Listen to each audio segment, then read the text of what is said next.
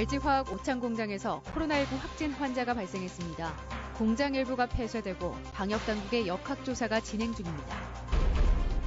충청북도가 청주와 혁신도시, 충주를 연결하는 가칭 오창밸리 구상을 밝혔습니다. 연구중심밸리로 제2의 판교가 목표입니다. 공유재산을 무단 매입한 충주시에 충청북도가 기관 경고했습니다. 관련자 징계는 빠져 신방망이 감사 논란이 일고 있습니다.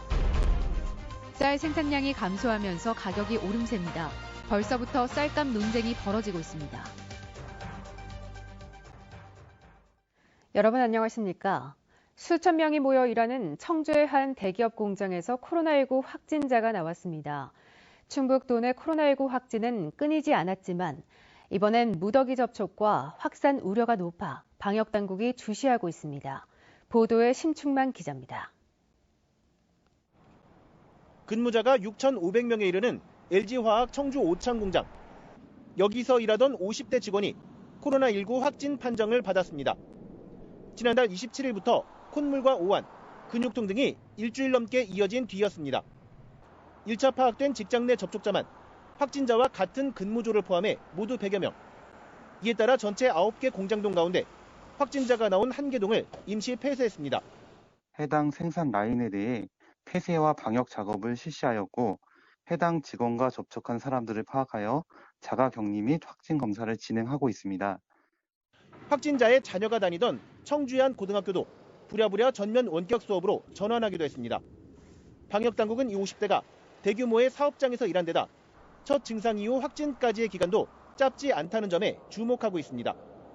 이에 따라 대응 기준을 대폭 강화해 검사 대상을 기존 자가격리에서 능동감시 대상까지 모든 접촉자로 확대하고 회사 밖 동선도 카드 사용 내역과 GPS를 추적해 감염 경로는 물론 가족을 비롯한 추가 접촉자도 찾고 있습니다. 감염원이 뚜렷하게 없이 기간도 한 25일부터 좀 오래됐다는 것에 예의주시하고 있으며 잘못하면 큰 감염 오염원으로 확산될 수 있다는 것에 대해서 이번 청주 대기업에서 발생한 50대 확진자는 충북 195번째로 충북의 누적 확진자 수는 곧 200명을 넘어설 전망입니다. MBC 뉴스 신충만입니다.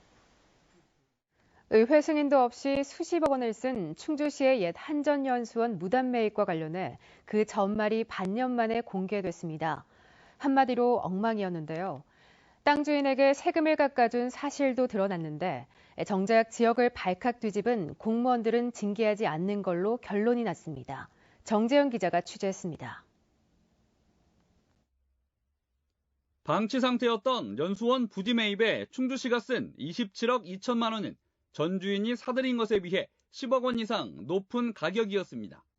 의회에는 매입 사실조차 숨겼습니다. 무거운 책임감을 느끼고 시민 여러분과 의회에 다시 한번 진심으로 사과드립니다. 모든 책임은 행정을 제대로 꼼꼼히 챙기지 못한 저에게 있으며 성난 여론에 왜 이런 일이 발생했는지 충청북도 특정감사가 진행됐고 첫 단추부터 잘못 꿰은 전말이 밝혀졌습니다. 먼저 사업부서인 도시재생과의 매입 절차 위반. 사업 지침대로라면 땅 주인과 사전 협의를 한 뒤 협상 가격 범위에 대한 내부 방침을 정하고 이걸 근거로 최종 협상을 거쳐 매매 계약을 체결했어야 합니다. 그런데도 충주시는 지침을 어기고 사전 협의와 내부 방침 없이 땅 주인이 제시한 매매 희망 금액을 최종 협상가로 정했습니다. 공익사업에 해당하지 않아 세금 감면 대상이 아닌데도 땅 주인에게 양도소득세 할인 혜택도 줬습니다. 매입이 아니라 토지 보상으로 잘못 처리했기 때문입니다. 문제투성이 매입에 예산을 집행한 회계과도 책임은 마찬가지. 토지 보상으로 들어온 지출 요구를 매입으로 바로잡지 않은 데다 의회 승인을 받았는지 확인도 없이 예산을 집행했습니다. 심지어 매입 예산이 부족하자 다른 곳에 써야 할 예산 약 6억 원을 끌어다 쓰기까지 했습니다. 의회 승인이 난 걸로 착각했다던 도시재생과 담당 공무원들은 부결 다음 날 심의 결과가 적힌 업무 보고와 공문을 확인한 사실도 드러났습니다. 그런데 어이없는 일은 여기서 끝이 아닙니다. 이렇게 많은 문제들이 드러났는데도 감사를 벌인 충청북도는 행정을 엉망으로 한 충주시 공무원 6명 모두 징계 대상은 아니라고 결론 냈습니다. 재심의 과정에서 당초 중징계 1명, 경징계 2명 등 징계 대상자들까지 훈계로 대폭 수위를 낮춰준 겁니다. 사적인 이익을 취하지 않았고 사업 목적 달성에 크게 반하지 않은 점, 공익성 인정 등 법제도적 개선 필요성 등을 이유로 들었습니다. 사업 중단을 막기 위한 고육지책이었던 의회의 사후 승인도 감경 사유로 작용했습니다. 이 감사 결과를 보면 명백하게 잘못된 부분이 지적이 되어 있습니다. 앞으로 재발 방지나 이런 차원에서도 이게 하나의 사례가 될 텐데 이번 조치는 조금 이해하기 힘든 부분이 많다. 결국 충주시가 기관 경고를 받는 선에서 사실상 마무리된 감사. 이달 말쯤 연수원 건물에 대한 정밀 안전진단 결과가 나올 예정이어서 매입이 적절했는지는 또 한 번 도마 위에 오를 가능성이 남아 있습니다. MBC 뉴스 정재영입니다. 충청북도가 제2의 판교를 목표로 가칭 오창밸리를 추진하기로 했습니다. 제조업 중심인 충북의 산업 구조를 고도화시키겠다는 건데 연구인력 유치를 위한 정주 여건 개선 등 풀어야 할 숙제가 하나둘이 아닙니다. 신병관 기자가 보도합니다. 전기 전자 분야를 중심으로 제조업체들이 밀집돼 있는 청주 오창. 지난해 강소 연구개발 특구로 지정되고 최근에는 스타트업 기업들의 입주도 이어지고 있습니다. 여기에 올해 방사강 가속기까지 유치하며 제조업 중심에서 연구개발 기능을 대폭 강화할 발판을 마련했습니다. 방사강 가속기라는 콘텐츠 이런 부분을 통해서 우수한 석박사 인력들이 이쪽으로 올 수 있는 그런 좋은 기회라고 생각이 되고요. 충청북도는 제조업 유치만으로는 충북의 산업 경쟁력을 높이는 데 한계가 있다고 보고 제2의 판교로 오창밸리를 조성하기로 했습니다. 충청북도가 택한 모델인 경기도의 판교밸리에는 연구 개발이 중심인 기업들이 몰려 있습니다. 충청북도는 오창뿐 아니라 인근 오송과 혁신도시, 그리고 충주의 기업과 연구소들까지 연결시킨다는 구상입니다. 오르다가는 판교, 밑으로다가는 대덕, 그 가운데 우리 충북벨트 이런 개념으로 따지면서 오창밸리는 오는 2030년까지 중장기 계획으로 추진되며 오는 2022년 건립될 오창의 지식산업센터가 중심 역할을 맡게 됩니다. 구체적인 청사진은 연구 용역을 맡은 충북연구원이 내년 6월 내놓을 예정입니다. 판교밸리는 주변의 주거 환경과 교육 등 정주 여건을 잘 갖추고 있어 성공할 수 있었습니다. 충청북도의 구상대로 충북의 제2의 판교밸리를 만들기 위해서는 정주 여건이라는 쉽지 않은 숙제를 함께 풀어가야 할 것으로 보입니다. MBC 뉴스 신병관입니다. 여름철 긴 장마와 잇따른 태풍으로 올해 쌀 생산량이 지난해보다 크게 감소한 것으로 나타났습니다. 보통 쌀 생산량이 줄면 쌀값이 올라야 정상인데 농민들은 오히려 쌀값이 떨어질까 걱정하고 있습니다. 보도에 김영일 기자입니다. 막바지 가을거지가 한창인 농촌 들녘. 그런데 농민의 표정은 어둡습니다. 부지런히 벼를 수확하고 있지만 수확량이 예년보다 못하기 때문입니다. 지난 여름 유례없는 긴 장마와 잇따른 태풍, 일조량 부족이 원인입니다. 일단 벼를 벼보면은 옛날 같은 경우는 한 2바퀴, 3바퀴만 돌아도 여기가 꽉 차고 했었는데 올해 같은 경우에는 그거보다 한 1.5배는 더 돌아야 벼통이 차고.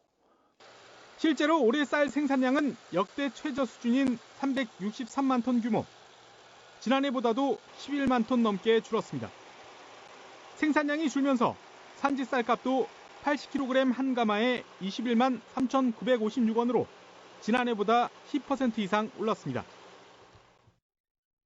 공공비축미 방축을 즉각 중단하라!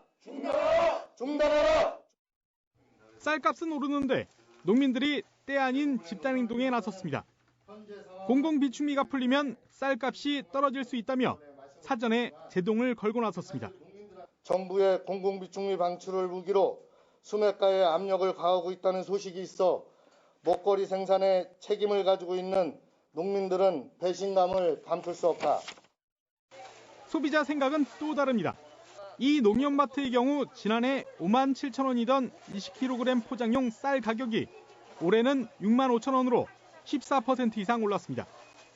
가뜩이나 코로나19로 주머니가 얇아진 상황에서 쌀값까지 고공행진을 이어가면서 가계 부담을 호소합니다. 주식이고 또 지금 물가가 많이 오른 상태고 또 다들 경제적으로 힘드니까 오른다는 자체에서 좀 부담이 되는 것 같아요. 농민은 올려달라, 소비자는 내려달라, 정부는 시장을 지켜보겠다. 올가을에도 쌀값 논쟁이 시작됐습니다. MBC 뉴스 김영일입니다. 네, 다음 소식입니다. 이번엔 잠시 시간을 거슬러 30여 년 전 농촌 들녘으로 가보겠습니다. 지금보다 가난했지만 마음은 더 풍요했던 그 시절. 수확의 기쁨이 넘쳤던 그때 가을 풍경 속으로 청교화 영상 기자가 안내합니다.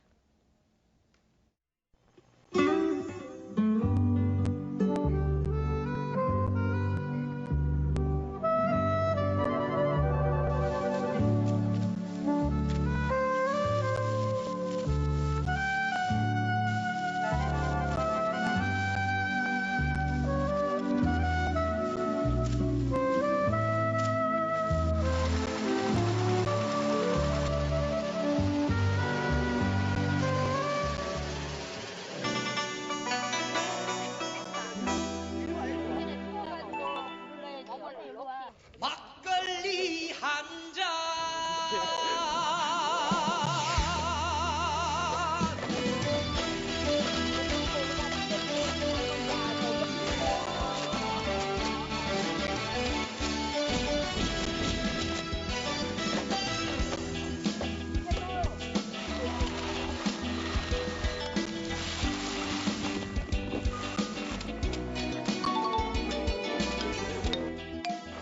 어이구.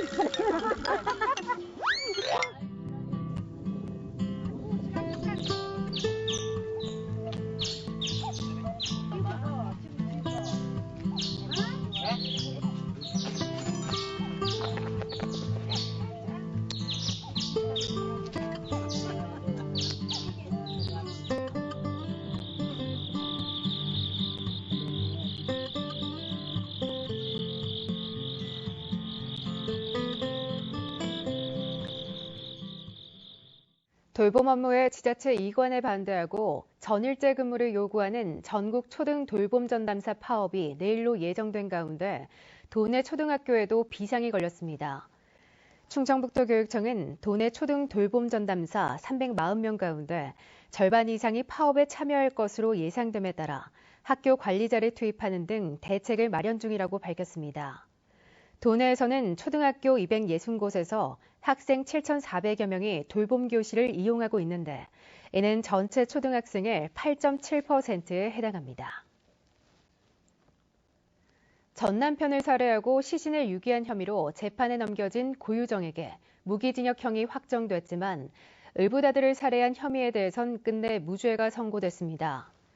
대법원 일부는 살인, 사체 손괴, 사체 은닉 혐의로 구속 기소된 고 씨에 대해 범행 도구와 방법을 검색하고 졸피뎀을 처방받아 구매하는 등 범행을 치밀하게 계획했다고 보고 무기징역을 선고한 원심을 확정했습니다. 뉴스를 마칩니다. 고맙습니다.